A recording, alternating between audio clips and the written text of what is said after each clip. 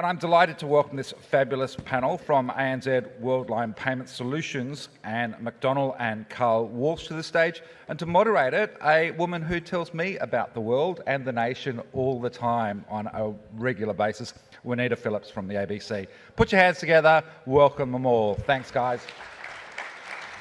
Thanks so much for that, Simon. Good morning, everybody. It's fantastic to be back in Melbourne. It's actually the first time I've been here since the pandemic started, and I've just been reflecting actually on how so many things in our lives are really back to normal after those big changes of the last 3 years, but some things have changed, possibly permanently.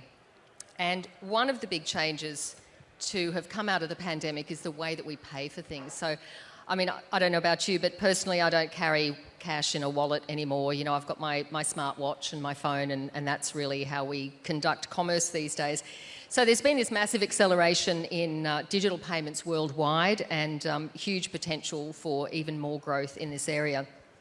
On the other hand, we've also got all of these economic uncertainties going on, interest rates up again, inflation up, wages stagnant, we've got the war in Ukraine, we've got an energy crisis.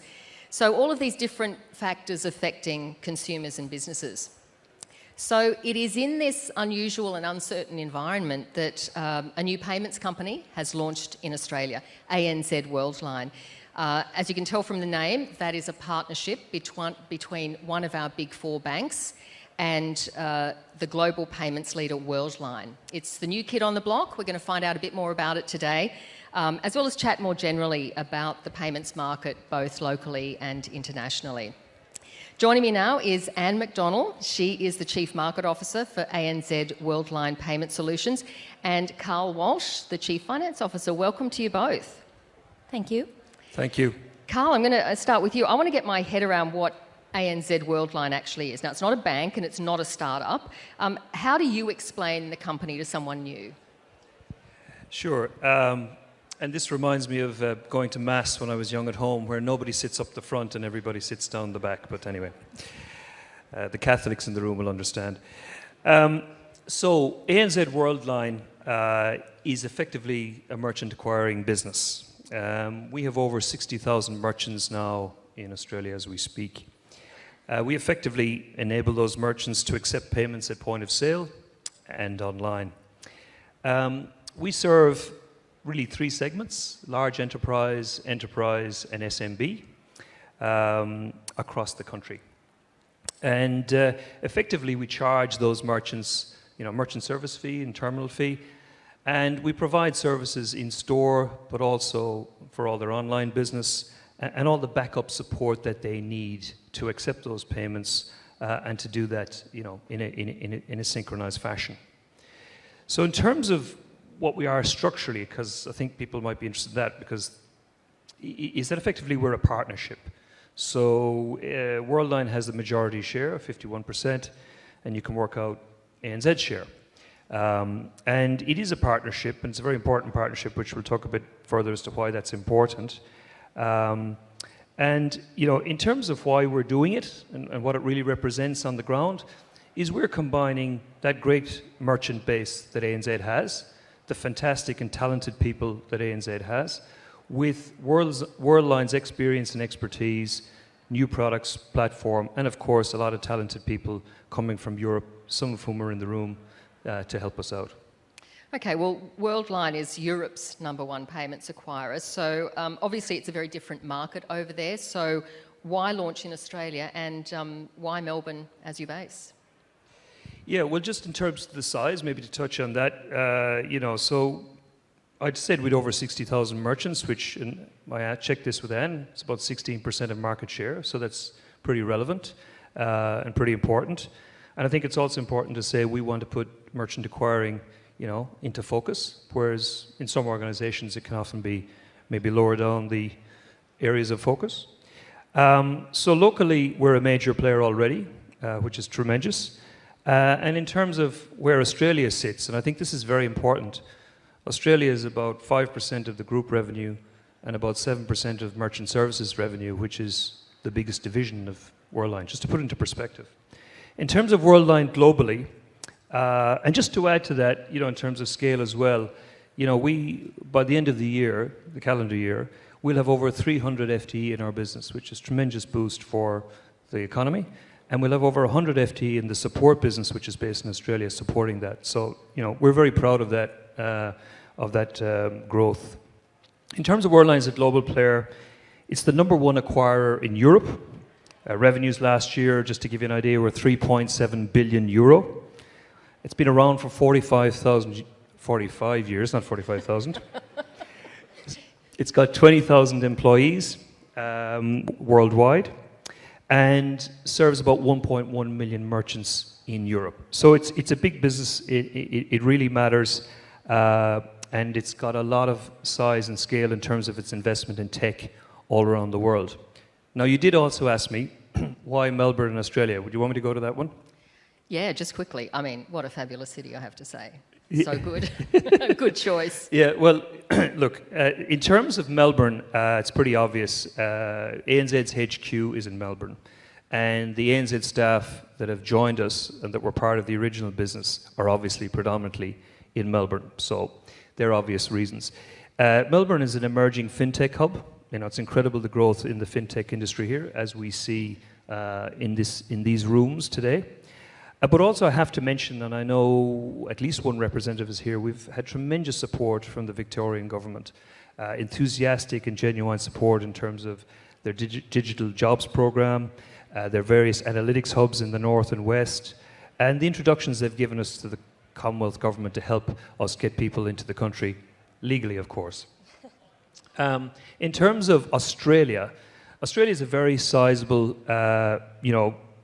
can I say inverted commas, regulated market. It's a good place to start. It's effectively a gateway to Asia as well for the long term. And we found a very suitable partner. It really is, and we know this every day. We've got two great partners working together. Australian consumers are good early adopters in terms of crypto, digital wallets, online shopping. And the products that we'll bring from Europe, which Anne will speak to, are ripe for this market, which is really, really significant. And I know you want me to finish. The last thing that's really important, and you can't do anything without it, is there's great talent here. There's talent in the ANZ business, and there's great talent in the market. And if you have talent and you can get them aligned, you can do anything. Okay, thanks for that, Carl. I am going to bring Anne in now, and you'll notice that Anne has a lovely Irish accent as well. I don't know, what is it about the Irish and the payments system? Is it you guys have gotten a monopoly or something? It's just the government decided to lower tax rates, so now you have a lot of Irish FinTech expertise coming from the country. Okay, all right. Well, Anne, Worldline has taken this approach internationally of partnering with banks, so clearly it works. First of all, why is that? And how does Australia compare with international markets on that approach? Yeah, so I guess if you look at the European landscape, within Europe, for many years, the more traditional banks have outsourced their acquiring, and the reason for that is because of the fast-paced approach of, you need to keep up with consumer trends, you need to be able to bring technology quickly, and that is probably, I guess, moves a little bit more agile in Europe. Because there are so many different countries and different currencies that they have to keep up with. So, within Europe, you would have seen that trend where banks decided to partner with financial technology companies like Worldline. And within the last year, Worldline has partnered in Germany, in Italy, in Greece, 20 different banks in India, Worldline has partnered with to provide this service. So I guess for Worldline, it made a lot of sense when ANZ was looking for a similar type of partner to come to the country and bring that level of innovation that I guess we've brought to other banks across the globe.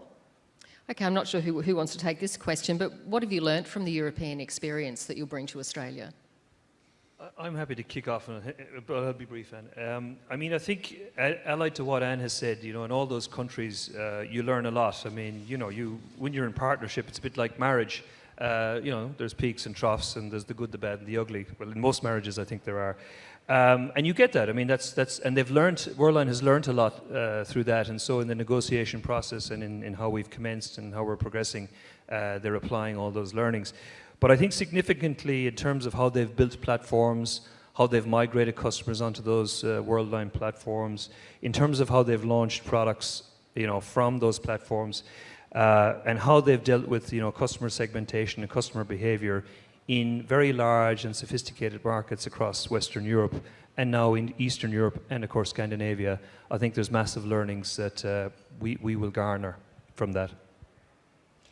And look, I think what Worldline does particularly well and what they've learned, is to create that cookie cutter model of bringing innovation into a market in partnership with a bank.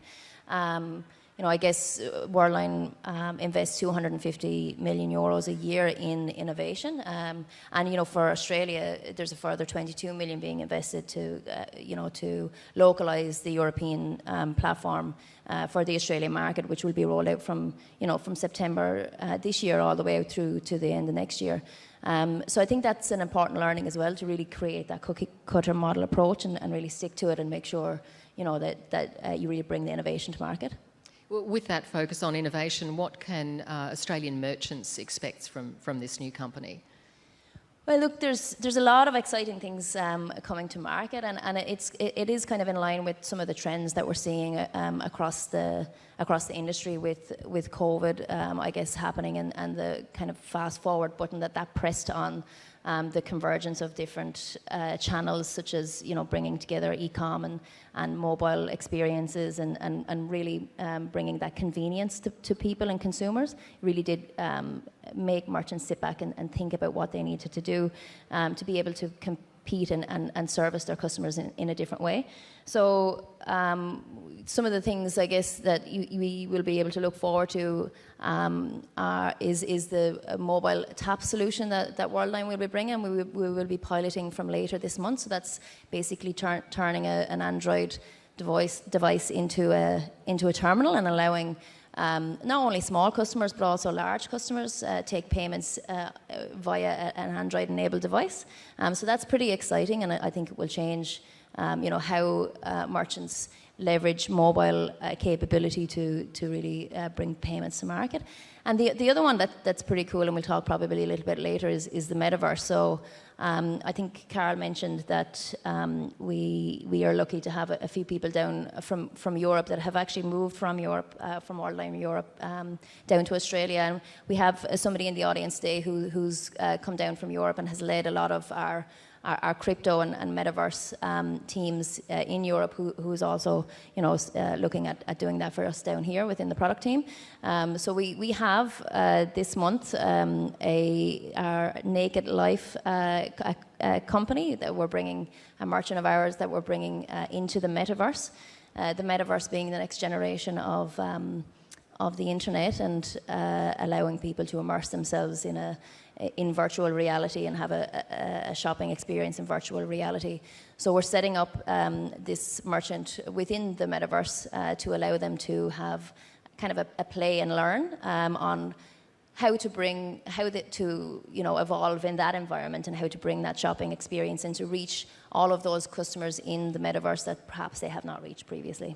I've been Googling the metaverse to try and get my head around that. I don't know if any of you here have done too much wandering around the metaverse, but from what I can gather, it's a bit like, going into the virtual world of a computer game, of a video game, yeah? It is, and I think some of the stats are, by 2028, 25% of people will spend an hour a day in a metaverse. So it's definitely on the rise. It's a big trend that's coming. You've got brands like Nike, Netflix, Coca-Cola, Louis Vuitton that are really putting their money on the metaverse. So it's an interesting one for Worldline. Worldline has a dedicated team in Paris on the metaverse, because it's a big piece that's coming, and some of one of the trends that's coming down the line.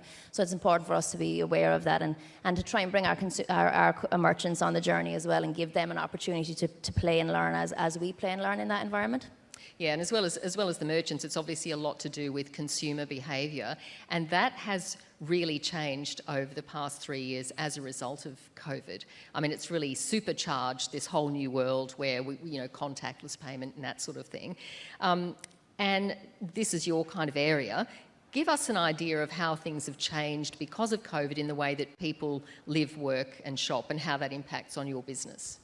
Yeah, I guess we're all aware of what COVID has done to the way that we interact as a society, you know, and the way that we do the way we go about our everyday lives is different to what it was 2 or 3 years ago. So I guess people who would have always gone to the grocery store because they wanted to touch and feel the products, you know, now get their groceries delivered online, or they order them for click and collect, or, you know, people are very used to now, you know, taking their dog for a walk and ordering their coffee on an app and then, you know, walking by the takeaway window and just grabbing it, because within COVID they had to move to a self-service model. So I guess with COVID it's been quite interesting, and for me it's been quite interesting to watch how it's really accelerated those omni-channel, I guess, experiences where consumers are starting to merge, you know, traditional bricks and mortar and in-store shopping experiences, as well as mobile and in-app experiences, and then of course e-com, and how they're all kind of converging into one. So, you know, that's been quite an interesting trend to watch, and for us now we see coming out of the pandemic a decline in e-com, and not necessarily a decline overall, because the growth versus pre-COVID is still quite significant. But it's starting to level off a little bit now. So it's about 15% down year on year from June this year. And that's more around, you know, coming back out where people are continuing to use mobile and in-app and e-com experiences for convenience, but not necessarily because they have to. But I think what it's really showing is that, you know, there's no returning back to the norm of what happened pre-COVID. Behaviours have changed, it will settle back to, it won't be as you know, extreme as it was in COVID era, but what we're seeing basically is the continued convergence, and that is kind of here to stay, because consumers want a choice in how they interact with their retail outlets. Yeah, it is interesting how originally the driver was safety concerns, and now it is purely and simply convenience. Carl, do you think that is a permanent change? Well, yes, I do. But I mean, I think that there's also been, interestingly, a bit of a rebound as well. Like, a large part of our portfolio is focused on point of sale, and we've seen certain verticals in our portfolio actually strengthen. You know, I'll say post-COVID, if I could say we're post-COVID, and we're seeing the same in Europe. You know, businesses that are where the portfolios are heavily focused on retail and point of sale have actually been growing year on year and rebounding really, really strongly. We've seen that in some of our larger businesses, particularly in Western Europe, which is really positive. And then, as you've probably seen, some of the valuations of online businesses have dropped to tanked.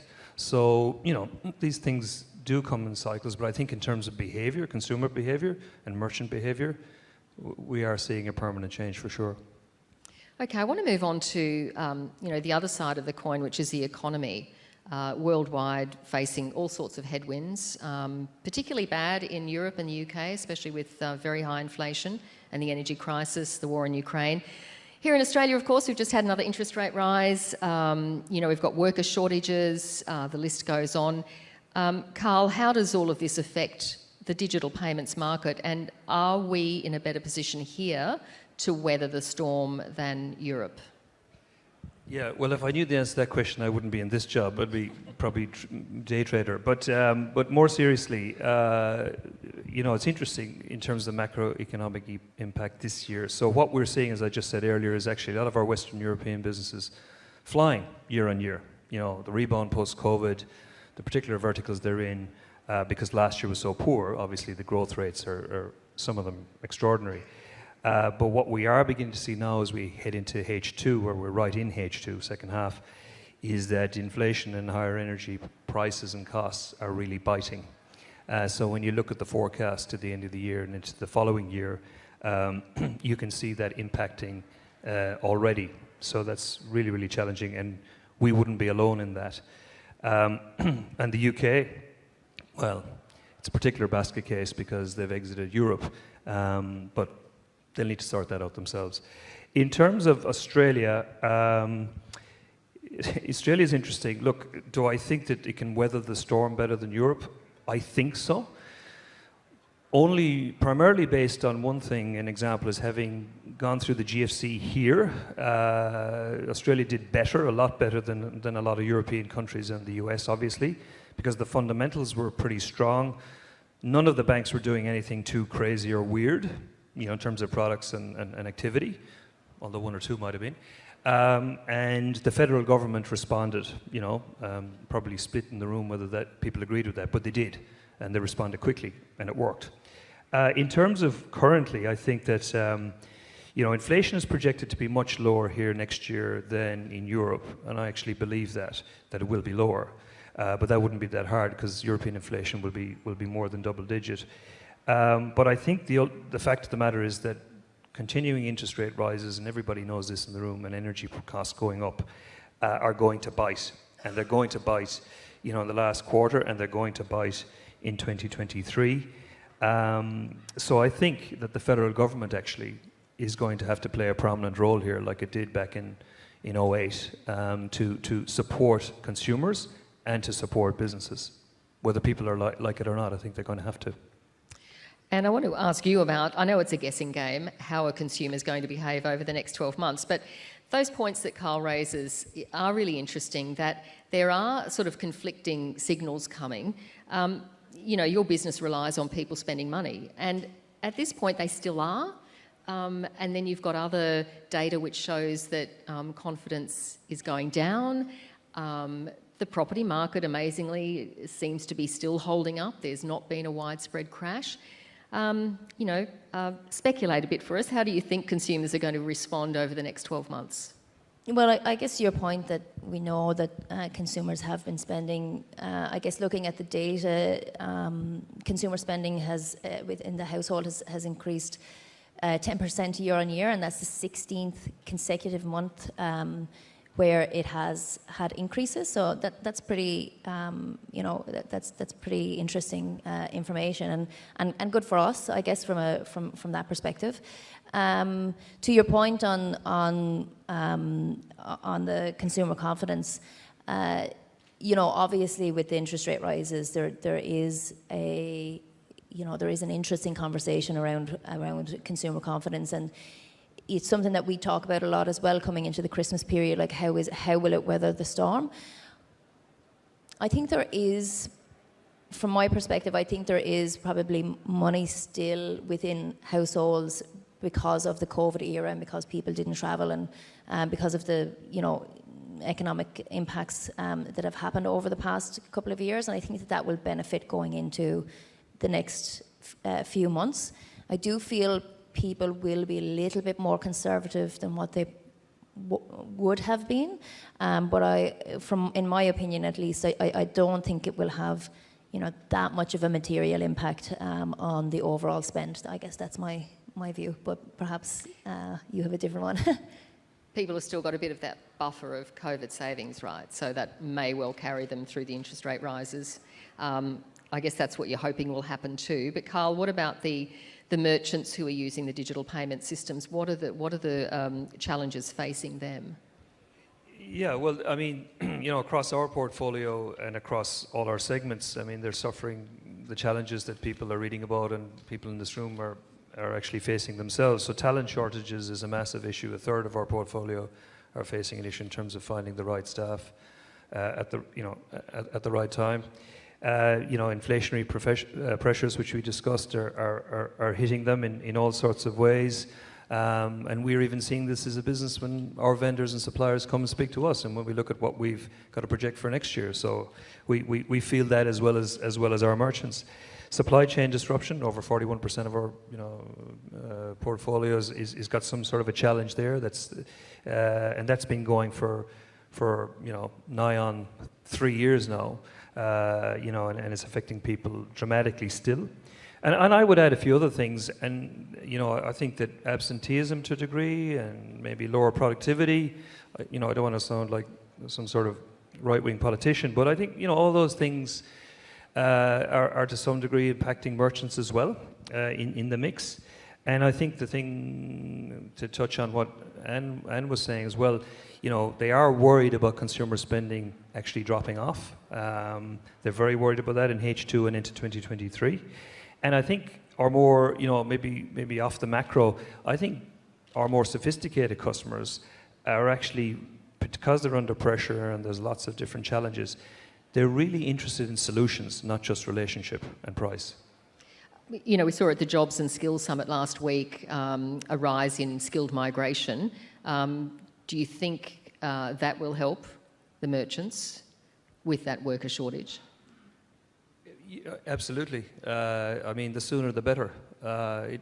You go back 20 years and the 457 visa was incredibly successful. Oh, we're okay, we're back. Right. Yeah, so I'm a huge advocate for that.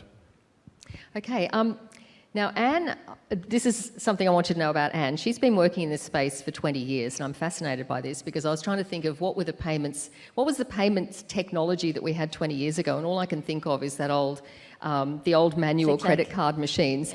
Yeah.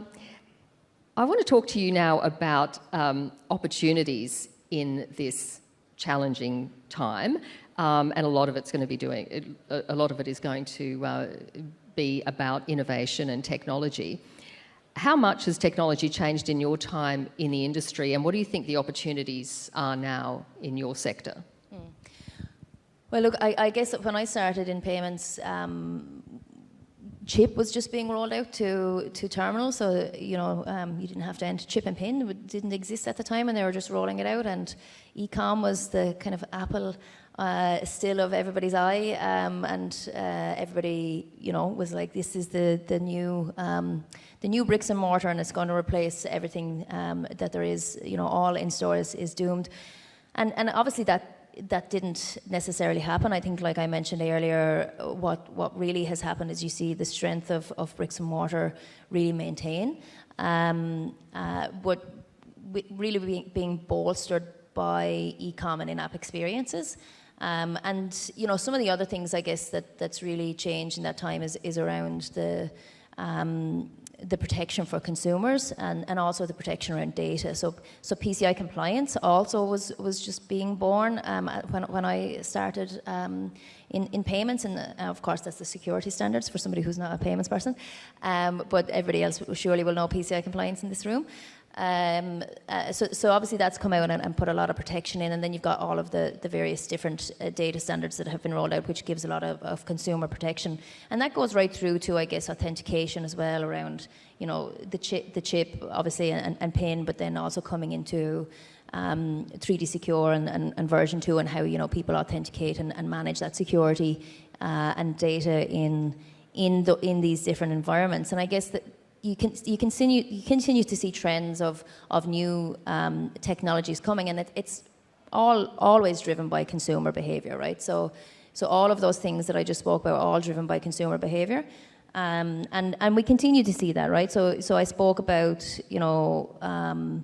the metaverse and what we're doing there and the trends. So that's a specific opportunity, I think, for companies in the next 12 to 18 months to really figure out what's happening there, get in as a front foot, understand, work with somebody like Worldline who's able to give them an opportunity to play and get out there and figure out what's happening. So I think that's quite an interesting opportunity coming.